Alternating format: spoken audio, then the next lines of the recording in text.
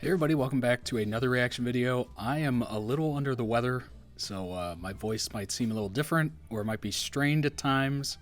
I'm currently drinking a lot of tea, try to get my throat working again, but I don't know exactly how I came down with anything. It's not like I've gone anywhere. So I'm not sure where I got it from, but this is going to be Halo 2 Multiplayer Evolved. This is from a Patreon request, and if you two would like to join the Patreon, link down below in the description will get you there. Leave a like on the video if you like it, subscribe to the channel. If you're new here, I post daily. Hit the notification bell if you feel like it. Let's go.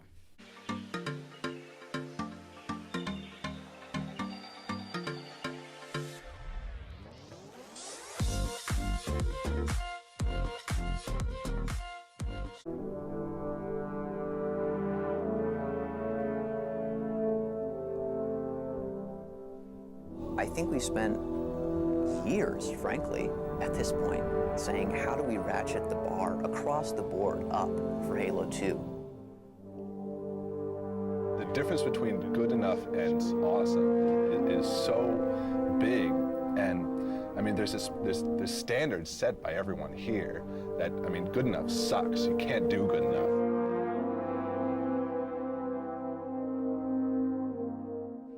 After reinventing the console FPS with Combat Evolved, Bungie would make a game that somehow managed to make its monumental predecessor look tiny in comparison.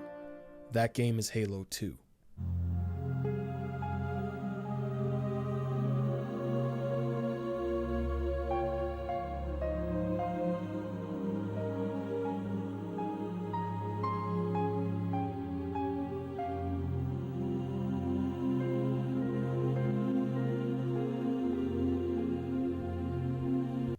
Now, I definitely remember playing Halo 2. I actually went back and played it because I didn't have an Xbox at the time for the Xbox. I had a PlayStation 2. So it was one of those where I bought the Xbox 360 and then I backwards played 1 and 2 and 3. But what I did notice is there was a huge jump in between the first one and the second one. I played a little bit of the multiplayer at friends' houses, but I think the one I most played was probably Halo 3. By the way, a terrible decision on my part. Actually, now that Xbox has kind of gone away from console exclusives, now it kind of makes more sense to go back to PlayStation. But at the time, I don't know why I didn't go Xbox. I think I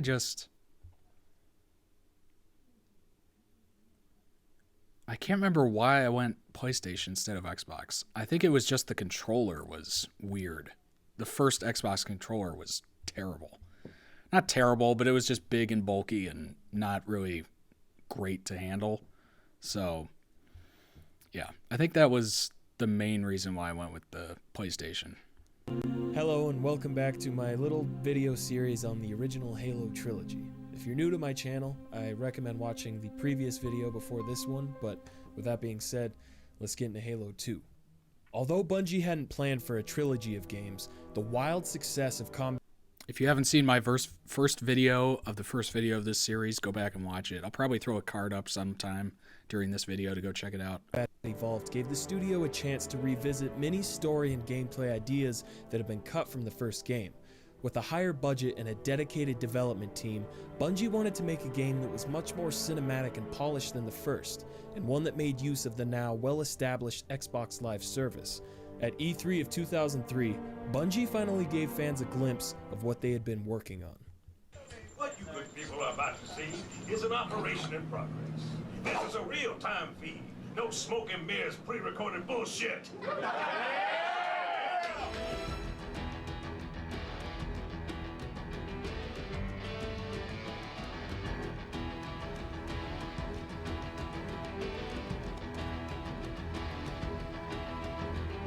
Although the audiences were stoked on what they saw, Bungie walked away from E3 with a much different emotion: anxiety. Turns out the E3 presentation was smoke and mirrors. In a quote from the engineering lead on Halo 2, Chris Butcher said, "The graphics engine that we showed at E3 2003, driving around the Earth City, that entire graphics engine had to be thrown away because you could never ship a game on the Xbox with it. Through putting ourselves through hell, we were able to do a 5-minute demo of it, but after we came back from E3, we had to admit that this graphics engine was never going to work. It was never going to support the kind of environments that are really important for a Halo game. So we literally scrapped the entire graphics engine and started from scratch. Bungie's ambition had gotten the best of them, and with a little over a year left before the 2004 deadline, the studio was racing the clock to develop the tech that could push the Xbox to its absolute limit. This meant that many assets that had been created for Halo 2 were stranded without a home for nearly a year, and many cuts and changes to the game are also what resulted in Halo 2's now infamous cliffhanger ending. The original story was almost the entirety of Halo 2 and 3 in one game, but it just wasn't going to fit. The game only really started to come together in the final months of development, and in another quote from Chris Butcher regarding the crunch time work, he said, "One of the things I always say when people talk about crunch now is that the crunch we do now is the good kind of crunch. It's the crunch where you're putting in the hours because you really want to, because you know it's going to make the game better. The crunch on Halo 2 was, oh my god, we're fucked. We're all going to die. Months and months of that." Ask Project Red that about Cyberpunk. I'm sure they had very similar feelings when it came to that game. That game still isn't fixed on previous gen consoles, according to what I've been reading. But man, I've never understood shipping a game that wasn't done. If you're going to ship something that's first person and meant to be played in story mode, it has some multiplayer, but mostly it's for like the story of it. Do not ship it piecemeal. That is just not the way to do it. And they ended up shooting themselves in the foot with that. I think it did still earn a lot of money, but a lot of people didn't buy it, me included. Emotional negative tone was really I just hard wasn't to deal with, willing to put up but with that at the same shit. time, we did a lot of awesome work. While Bungie was working their asses off to finish the game on time, How I hit that hype spoon for as soon as Halo I said 2 shit. was reaching massive levels. In the months Ding. leading up to the game's launch, Microsoft commissioned an alternate reality game to promote Halo 2 called I Love Bees. Appearing as a beekeeper's hacked website, ilovebees.com was first hinted at in a Halo 2 trailer where the URL was quickly flashed at the end. People who had previously participated in augmented reality games also received jars of honey with letters inside spelling, I love bees. The website slowly unveiled an audio drama of events taking place in the Halo universe, with more pieces being revealed as fans solved real-world puzzles. One of these involved the site revealing 210 pairs of GPS coordinates and time codes, leading people to payphones that would ring at a certain time and ask the player questions. The I Love Bees ARG would end with players being That's invited wild. to one of 4 cinemas where they could play Halo 2 before launch. The unusual and unique marketing campaign was That's an enormous awesome. success, and hype for Halo 2 led the game to a then record-breaking 1.5 million pre-orders. With a 3-year wait finally over, the sequel to Combat Evolved launched on November 9th, 2004, selling 2.4 million copies in the first 24 hours, making it the then highest grossing entertainment product ever. Now, something I want to talk about real quick. When you boot up, That is so many copies. I don't remember. Again, I had the PlayStation, so it wasn't my world, but I don't remember that much. I don't remember that at all. Like, that was prior to Facebook, prior to Twitter, obviously. But that was, I think I first got MySpace. I think I first got MySpace in 2004. So that might have been MySpace buzz, but I don't remember it from that. the game, even from the title screen of Halo 2, I feel like you can tell you're in for a treat. The music of the Halo games has always been a highlight for me, and my favorite soundtrack of the trilogy by far is Halo 2. Much like the campaign story, the music is kind of darker and more emotional than the first game, and the title screen illustrates that beautifully. A somber, atmospheric track with this shining glimmer of hope from the piano. It's probably like my favorite title screen of all time. I mean, like, Final Fantasy VII is pretty good. Last of Us is good. Shit, maybe I should just make a video about title screens. But anyways, Halo 2 is a big deal.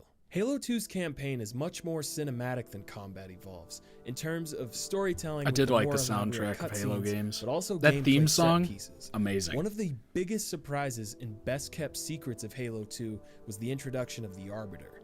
Bungie had pulled a total Metal Gear Solid 2 and introduced a new playable character, one that offered a different side of the story countering Master Chief's. Some fans were upset by this decision, but I think he's pretty damn cool. Between 1 and 2, Bungie made some significant Agreed. changes to the gameplay of the series. They dropped the aiming reticle down slightly, got rid of the health bar, added vehicle hijacking, vehicle destruction, ghost boosting, hidden skulls, and dual wielding. With a wide assortment of weapons, new and old, many of Halo 2's guns could be dual wielded, offering even more strategy to the two-weapon system. The trade-off for dual wielding is that If I remember correctly, the Needler in that game was just unstoppable good. It was by far the best gun in the game, I think. you couldn't throw grenades. There's one of and those. If you did a It was melee your- attack, you I would think it drop was your one or second two weapon. had The the smaller Needler SMGs just replaced the first game's ridiculous. assault rifle, and while the true power of the Magnum was sadly lost, Halo 2 gave us the battle rifle, a 3-shot burst rifle, one that truly felt like a deadly weapon and would become a staple in the competitive multiplayer of the Halo games. Also, remember how in the first video I said I was going to talk about the sword? I meant like right now. The energy sword operated differently from most conventional FPS melee weapons, one that let you I preferred the AR just because what was it, the assault rifle that just had no scope on it and it was just spray and pray basically. I enjoyed the battle rifle a lot more because it was more controlled, more, you know exactly where you're aiming and you know exactly what you're hitting. It's just a better rifle. lunge into an enemy, instantly My killing brain is most like in barely one functioning badass right now. I swipe. can't This I lunge don't know if you feature can would tell. also eventually be exploited for glitches too, but I'll get to that later, and I actually will get to that later. Even though the campaign of Halo 2 was a very big deal, the main course was definitely the multiplayer. Retaining the split screen and system link features of Halo 1, Halo 2 expanded on Combat Evolves multiplayer in nearly every aspect. More customization on your character and player icon, this time allowing you to play as an elite. A dizzying amount of custom game options, only surpassed by future titles in the series. Unique, varied, and interesting maps, each with its own character, with more added as DLC. I mean, these are like some of my favorite Halo maps, with classics like Lockout, Ascension, Ivory Tower, Warlock, and, of course, Zanzibar. The multiplayer was somehow deeper and more addictive than its predecessor. Zanzibar is and such a classic. we haven't even talked about Xbox Live. Xbox Live had already been an established piece of shit subscription service before Halo 2's arrival, but it needed a game to really prove its innovations to console multiplayer. Much like Halo 1 was the killer app for the Xbox console, Halo 2 was the killer app of Xbox Live. It not only brought the addictive combat of Halo Online, but it laid the groundwork for how almost all modern console shooters operate, for better or worse. Halo 2 introduced a new matchmaking system where instead of one player setting up a server and waiting for others to join, the game used a playlist system that would make it so that there were always games available to be matched into, but with a rotation of maps and game variants. Once you picked what playlist you wanted, say Team Slayer, you would be thrown into a game lobby with other players while you waited for empty spots to fill up. What's crazy to me is that there was also a ranking system going on underneath all of this that would attempt to match players up based on skill level. You could even view your skill level and statistics on Bungie.net. This system worked wonders for always being able to find a game of Halo, and the lobby matchmaking system made playing with friends incredibly smooth and easy. Even though the original Xbox... Not to mention, back then, everyone played with a mic. Literally everyone played with a microphone. And the conversations were crude, we'll say. If you were sensitive at all, it was not a good environment. And I don't think a lot has changed over the years, but most people nowadays probably don't play with headphones on to like talk to other people, just strangers. But yeah, I just remember joining once and just having so many different languages being spoken at once. You're just like, what is going on right now? Xbox didn't have an Xbox Live overlay to invite and add friends like the 360 does, Halo 2 integrated these functions beautifully into the game itself. Making a party with friends for matchmaking or a custom game couldn't be easier, and you could even use a headset to only communicate with your party within a match or to talk shit to other players, which, I mean, no one did that. Nobody swore on Xbox Live. It was fine. Anybody who comes in front of my face be destroyed. In unranked playlists, you could even do split screen online with a guest account, a feature that isn't even available in a lot of modern shooters. Of course, a lot of this stuff is commonplace now, but it's crazy how much Bungie paved the way for console matchmaking. They basically wrote the blueprints for the next generation of online play, all on an original Xbox. All of this innovation did come at a cost though, in the form of cheating. Now, there's a variety of glitches in Halo 2, ranging from fun shit like super bouncing or butterflying to cheap shit like standbying your router to freeze other players when you're the host, to questionable, really kinda neat tech skill type shit like BXR and YY. In Halo 2, you can cancel your melee attack if you have full ammo by hitting X, or if you switch your weapon by hitting Y. This allows you to do stuff like sword cancels by lunging at a player and canceling the move before you hit them, so you can do shit like butterflying where you're underneath a guy because he's on top of you and you keep repeatedly doing that really fast and you're climbing the wall and it looks hilarious. You can use this glitch a little more strategically though and do shit like the BXR, where with full ammo, you melee someone to kill their shield, immediately cancel that melee, and then get them with a headshot, hence BXR. On the flip side, you can also cancel a reload animation or melee attack with Y, allowing you to skip the last unnecessary part of a reload animation by quickly cycling through weapons towards the end of the animation, YY, or canceling a reload altogether so you don't get caught with your prance down reloading. These sort of tricks are kind of similar to Super Smash Bros. Melee tech skill, where the developer isn't super stoked on it, but the competitive community loves them. Although Halo 2 would eventually lose its title of most played game on Xbox Live to Gears of War 2 years after Halo 2 launched, Bungie's multiplayer would remain a dominant force until the launch of Halo 3 in 2007, partly due to its involvement in the MLG Pro Circuit of 2006. Back in the early days of esports, Halo 2 was one of the first big televised events for competitive gaming presented by the Boost Mobile MLG Pro Circuit.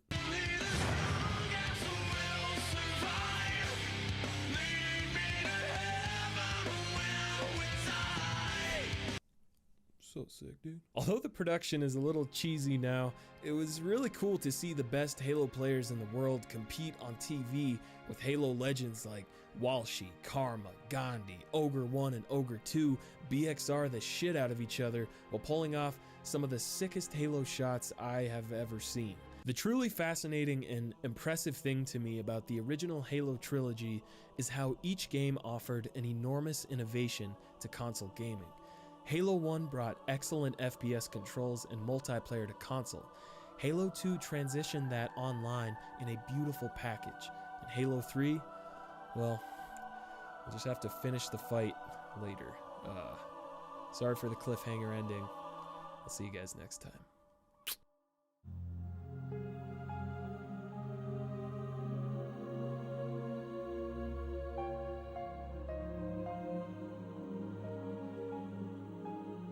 I freaking love that music. So good. I think the first time I played online was with the PlayStation 2. I was in my college dorm room, and I had to buy this massive, like, brick shaped thing to stick in the back of the PlayStation 2 that I plugged an Ethernet into.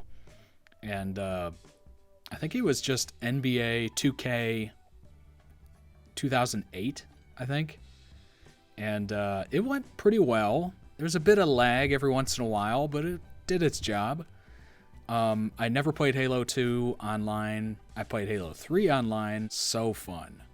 So fun. What I truly miss was going over to friend's house and plugging in multiple Xboxes at once and playing like together in this like multiple Xbox party and 2 TVs, 8 different people playing at the same time. Like that was fun. Online play's fine, but there's something about being in the room with somebody where you get that aspect of like, I don't know, you can shit talk somebody like right in front of you. And there's always that threat of like they might swing on you. So you gotta, kind of walk the line, if you will. But when you're playing online, people just let it fly and it gets ugly pretty fast.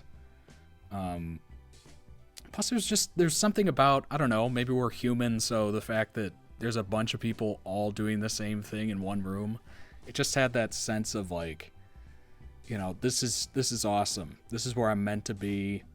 This feels great. Playing alone online just does not have that same quality.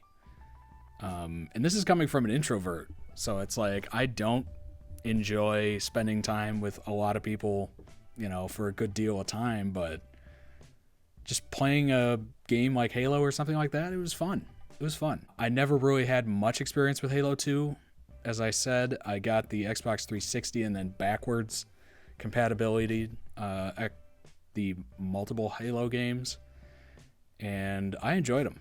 I really enjoyed them. I really should have gone with the Xbox first instead of the PlayStation 2, but for some reason I was just dead set on hating that Xbox controller, which, in retrospect, yeah, it was a pretty bulky controller. They kind of corrected it with Xbox 360, and they definitely corrected it with Xbox One S. Thanks for watching. Leave a like in the video if you like it. Hopefully my voice wasn't too bad, and my brain is kind of foggy. I think I'm coming down with something. Hopefully it's not too bad, but it's going to be an interesting day to record, I'll tell you that. And I'm probably going to mention it over and over and over again. Like the video if you like it. Subscribe to the channel. If you're new here, I post daily. Hit the notification bell if you feel like it. Link down below for the Patreon. And I shall see you on the next one.